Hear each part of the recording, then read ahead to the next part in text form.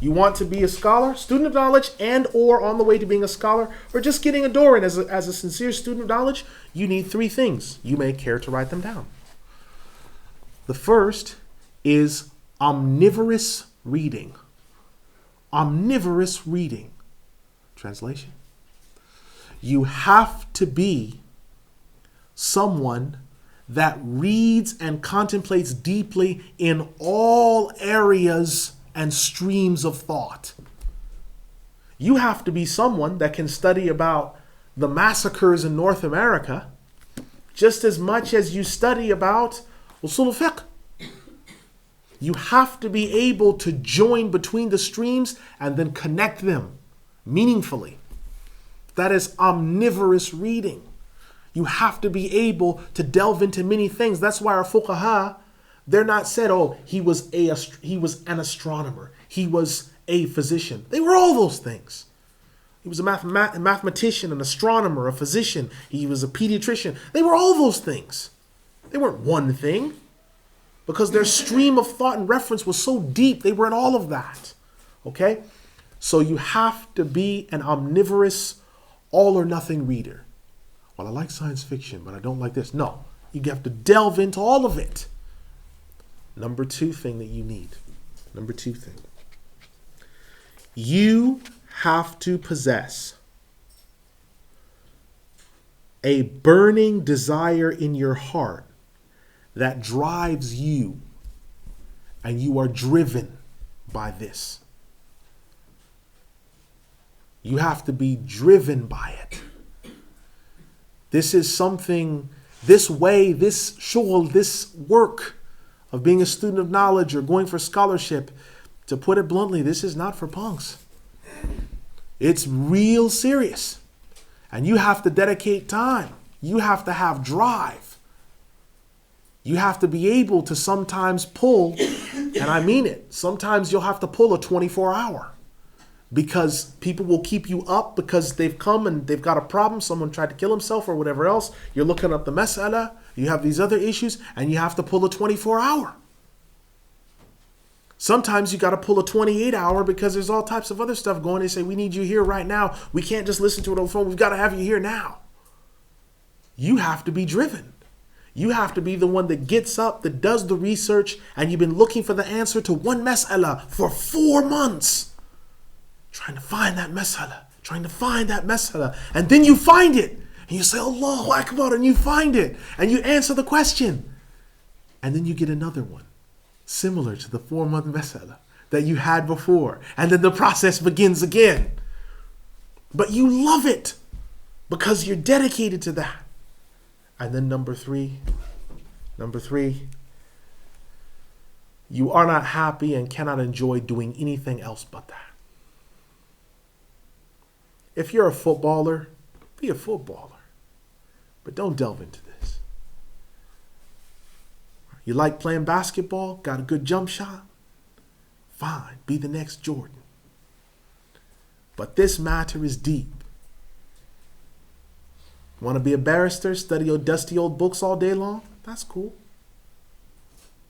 But don't come into this matter because you're not happy doing anything else. So if you get a call at 2 a.m. and you get shaken out of bed at 2, 3 a.m, you're not saying to yourself, Akhi or Ukhti or sister, why are you calling me at this hour? What do you mean, why are you calling me at this hour? Because you took up on the mantle of following the way of the prophets and the students of knowledge that came after them from the scholars, and you are public property. Your personal life, your free time ended when you made that decision. I haven't had free time or rest in 20 years. My free time finished in 1990. That's finished now. I don't have any free time. I don't have a personal life. Yeah, what do you do for your personal time to kick back? I don't. That's just it. I don't have one. And that's not to scare anybody or anything like that, but it's just I became, and you'll see a stamp on my back. If lost, please return to Ummah, private property. And that's the real. That's realness. If you see me lost or ever cruising like I'm socializing, there'll always be that one. I met someone in the grocery store. Yeah, I got nothing to do right now. I just go in the grocery store, take a look at a couple of things. Got approached out of nowhere. Are you brother so-and-so? Yeah, I've got this question about this issue. I can't go anywhere. I can't go anywhere. Why? Because the stamp's on the back. Ooh, look, there it is. One of the Ummah's products is out. And that's reality. If you don't have all three of them, I don't want to see people doing the snake eyes and doing the crap dice and say, ooh, I've got one of the three. No, if you don't have all three of those things, don't do it. You're safer being a common Muslim. Most of the Ummah's common Muslim. All right? You're safer than that, than a scholar or being a student of knowledge like what I'm doing. You're safer. Because I'm telling you, there's the three in the morning calls, there's visits, unexpected visits, you don't know why. How are you going to get angry at an unexpected visit? What are you studying and doing all this for? Of course you're going to have unexpected visits. Guests are going to come by at funky times in the morning. What are you doing here? What do you mean, what am I doing here? You claim that you know about the Qur'an and Sunnah. That's why I'm here. What's your excuse? Because it's the common Muslim's job to do that and to cross-examine you. You don't like being cross-examined? Sit down then. Because this isn't for you. Yeah, I hear what you're saying, but what about this? You have to be willing to be cross-examined. And then finally, in ending all this off, of those three things, the person that has those three things has to know the following types of people, which are two in number. The first type of person will be the one that'll say, you know, brother, or you know, sister, what about, and they'll ask you the mas'ala. Now that person, when they ask you the mas'ala, they can deal with you also quoting more proofs to them. So you'll say, listen, Imam Nawawi, or Imam Abdul Qadir al-Jilani, or Imam Muwafiquddin ibn Qudamah rahimahullah, they say, and then you give a little bit of the evidence. They can deal with that. They can deal with that. They're ready for that. They may even follow up the question. Imam Muwafiquddin says this, okay, alhamdulillah, why did he say that? You can give further follow-up. You have a second category of people, though. And those are people that just based upon the rank and the authority that these people have, they take it. Don't overburden them with extra, because I've had times where someone has said such and such, Imam Muwafiquddin says this, Imam Muwafiquddin ibn Qudamah rahimahullah, he says this is the answer to the mas'ala, and he says this because the evidence, he's like, no, I don't need all of that. If Imam Muwafiquddin ibn Qudamah rahimahullah, he says that, that's enough for me. Don't burden those people by giving them too much to take back, because sometimes the person that you're on the phone with or that is sitting in the majlis with you, he's not asking for him. He or she is taking it back to someone else. So when you see them, you have to immediately have the critical skills to analyze and say, okay, is so-and-so here because of him? Or is so-and-so here because of other people? And if he's here because of him, what does he need to know? Let's not waste the common man's time. You have to know adab al-mufti wal-mustafti, the etiquettes of the person giving the ruling or the person that deduces it or can find it and the person asking for it. You have to know both of them so you can judge both types of people. Sometimes a person will be there and say, yes, Imam Ibn Abidin, the big Hanafi judge, he said this. Oh, okay. And that's the end of it. Some people, they say, oh, okay, I understand. Don't mix between the two people. Because some of the people, someone will say, yeah, I understand that, but what is the proof behind this? Because I have people that are arguing with me about this issue. Okay, and then you become angry that, oh, well, who are you to ask me for evidence? And then you get upset and you get worked up, and then he's like, you're not a student of knowledge, you're an imposter. I don't trust you. And now you've got some of the commonality from the ummah, they don't trust you because of what you did. And then the common man who's come to you, he just needs, what did Sheikh Abdul Qadir al-Jilani say about this issue? That's all he needs. What did Imam Abu Hamid al-Ghazali, what did he say? And you quote it. Alhamdulillah. He goes back, he tells his wife or his loved ones, he said this. Alhamdulillah. But when you give him the whole panoramic application, he goes back, he doesn't remember all of what had been said, and he may make mistakes in transcribing what you told him.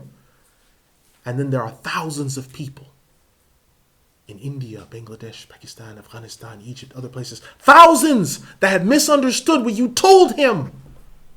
And they've said, yeah, that makes sense. I'm going to do that too. And then you have thousands of people taking that from you. And on the day of resurrection, at the throne of Allah, there you are. In all of your regalia, being punished by the angels and cross-examined like nobody's business in front of Allah subhanahu wa ta'ala. And you even get punished for it too. So get two things out of it. So you have to really look at the person that's coming to you, that's interfacing with you. Who is this person? Even when you have a crowd, sometimes you have a crowd of people. You have to know, okay, I've got to give so-and-so this. And then there'll be the other person on the left says, yes, but what is the proof for that? That's showing you that there's the two people present in the crowd. And it's a science and an art to be able to judge between that. Something that people that want to be students of knowledge or scholars have to be dedicated to doing. This is a serious science. It's a serious way. But all of you should think about either thinking about it yourself or pushing someone that you can see next to you that's got the fire and give them that extra little nudge because you know they can do it. There's the sister that's kind of shy, but whenever you ask her about a mas'ala, she's sharp as a tack. Her memory is like steel. It holds everything. You say, subhanAllah, she should be doing more with herself. There's the brother that he's quiet, isn't saying much. He doesn't want people to I don't want people thinking I'm knowledgeable. But when he speaks outright knowledge, and then he goes quiet again because he doesn't want to get caught out. Because he doesn't want people coming in, oh, there's the sheikh right there. No, just leave me alone, man. That's why he doesn't say anything in the first place, because he doesn't want that to happen. Those are the people you want to put forward. Then there's the person who, he has knowledge and he transcribes and he studies. Those are the people that need to be put forward. Whether you're one of them or whether you know someone, push them forward. Because the thing is the ulama, they die. And there must be others that come behind them. And we can't just merely sit and say, subhanAllah, this is a beautiful game. But it must be for some of us to say, alhamdulillah, I'll join in. Or I know someone that wants to join in. And we bring them in. Right? So it's very important. أقول قولي هذا استغفر الله لي ولكم أستغفر الله إن الله غفور رحيم يرحم الراحمين. I apologize for taking so much of your time. We've entered the question and answer part. I know that I've ran through sort of a lot of material. Is there a question over what I've covered so far? Yes. Is it Yahya and Nawawi? Imam Yahya al-Nawawi, yes. Yeah, he said he's got a Sahih Muslim commentary. Yes, it's called Sharh Sahih Muslim. It's 18 volumes. The best printing and the best copy that's unexpunged and uncorrupted is the Sammaluti edition from Egypt. The rest of them always have one or more defects because they either don't print from original manuscripts or they tamper with the words of Imam Nawawi. The best edition is the Sammaluti Egyptian edition. Sammaluti was a big Shafi'i alim last century. Yes? Is there another question? Yes. You mentioned Baibars. Yes. Could you give us a little bit more history about him? Because was he a scholar? Because I've heard. Okay. There was two questions. One, it was about Imam Nawawi rahimahullah with regards to his book on the Sharh Sahih Muslim, which he wrote. We mentioned that it's 18 volumes. The Sammaluti edition is the best. The second is regarding Baibars, al-Bunduqdari. Baibars, as the case was with all the young Mamluks when they grew up, they studied fiqh, they were Shafi'is, studied creed, they were Ash'aris. And they either had a sheikh or were somewhere leaning towards ihsan. Baibars was one of the more amazing of them. And he was scholarly, a scholar. He was called a Malik al-Zahir, the dominant or victorious reigning king.